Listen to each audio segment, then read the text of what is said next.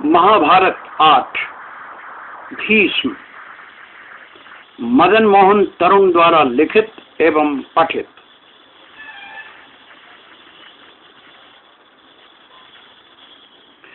शांतनु की प्रथम पत्नी गंगा से जन्म हुआ महाबली भीष्म का।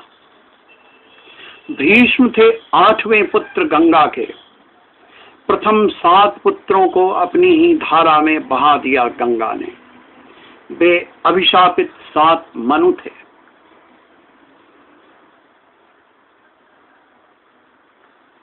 जिनका उद्धार हुआ। एक दिन महाबली शांतनु बैठे थे गंगा तट पर।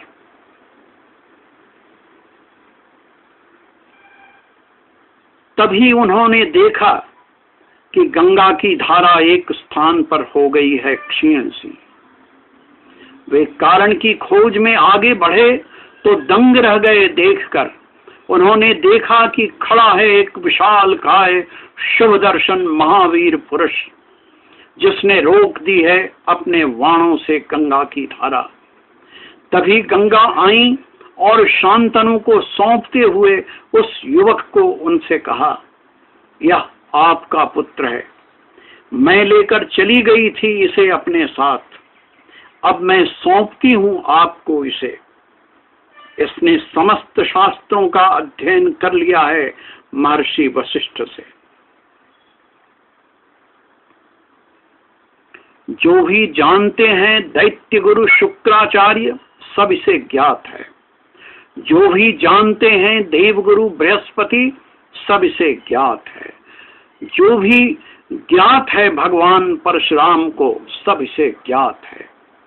यह देवराज इंद्र सा महाधनुर्धर ज्ञानी है, धर्मात्मा, दृढ़ प्रतिज्ञ है यह अतुलनीय। महाराज शांतनु ने घोषित किया देवदत्त को युवराज। 4 वर्षों तक वे संचालित करते रहे साम्राज्य। प्रसन्न थे जन जन, व्याप्त था सुशासन। परंतु एक घटना हुई उसके बाद। महाराज शांतनु ने देखा निषाद राज की कन्या सत्यवती को और मुग्ध हो गए।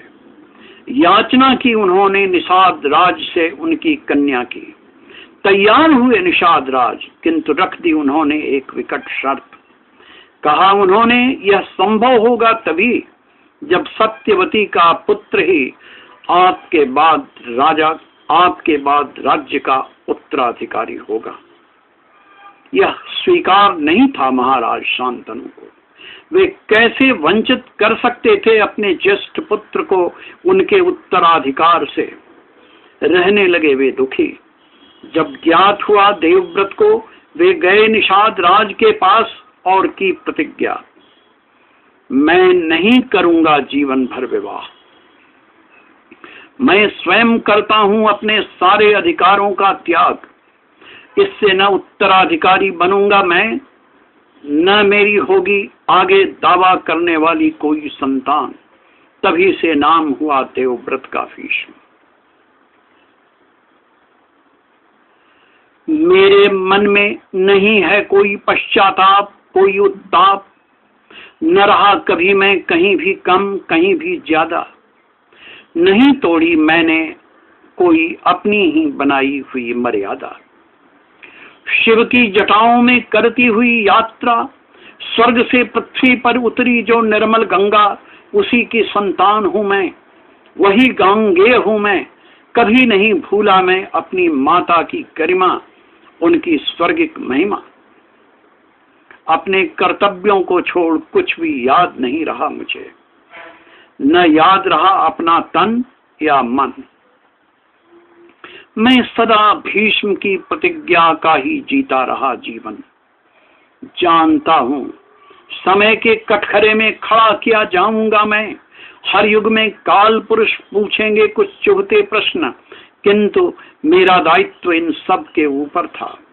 कुरुवंश को सर्वोपरि स्थापित करना, प्रदान करना सब कुछ सर्वोत्तम हर क्षेत्र में।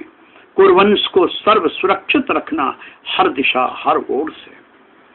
जानता हूं अन्याय था किसी और को समर्पित।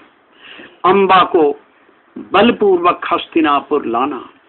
अन्याय था सुंदरी गांधार राज की पुत्री गांधारी को विवाह देना जन्मांध धृतराष्ट्र से, बिना कोई सूचना दिए, बिना उससे पूछे। किंतु कुरुवंश को सर्वोत्तम समर्पित करने के लिए अन्याय भी हुआ तो स्वीकार किया मैंने। स्वयं भी अविवाहित रहने का संकल्प लिया।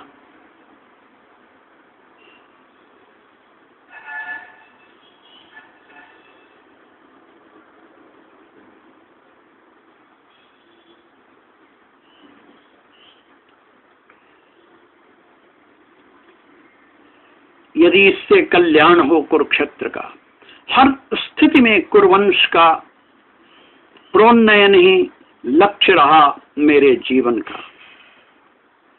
न कभी अपनी भावनाओं का बोध हुआ मुझे, न कभी दूसरों की। अवसर नहीं था सोचने का। मैं सदा रहा वज्र कवच की भांति बद्ध कुरुवंश के चारों ओर। जानता हूं अनुचित था न्याय मार्गी पांडवों के विरुद्ध कुरुक्षेत्र के महायुद्ध में मेरा धृतराष्ट्र और उसके अनाचारी पुत्रों के पक्ष में युद्ध करना। किंतु सेनापति था मैं धृतराष्ट्र की सेना का, बंधा था मैं प्रतिज्ञा और कर्तव्य के कठोर बंधनों में। ऐसा नहीं कि स्वयं इन प्रश्नों से नहीं जूझता मैं, ऐसा नहीं कि मेरे भीतर भी निरंतर युद्ध नहीं चलते, किंतु मेरी भूमिका अलग थी। ऐसा नहीं कि कभी धिक्कारा नहीं मेरे अंतस ने, मैं चाह कर भी उससे अलग जा नहीं सकता था, क्योंकि सदा भीष्म था मैं, केवल और केवल भीष्म। वाणों पर ही चला हूं जीवन भर, वाणों से ही विद्ध रहा हूं मैं सदा सर्वदा, अभ्यस्त हूं मैं इस पथ का। इसलिए वाणों की शैया कष्ट नहीं देती मुझे। यही अवसर है अपने भीतर की यात्रा का, जिसके गहन द्वार कभी खोल नहीं पाया मैं, नहीं बैठ पाया कभी मैं अपने संग। यही अवसर है अपने भीतर के महाकाश में विलीन होने का, छायाभास होकर स्वयं में लीन होने का।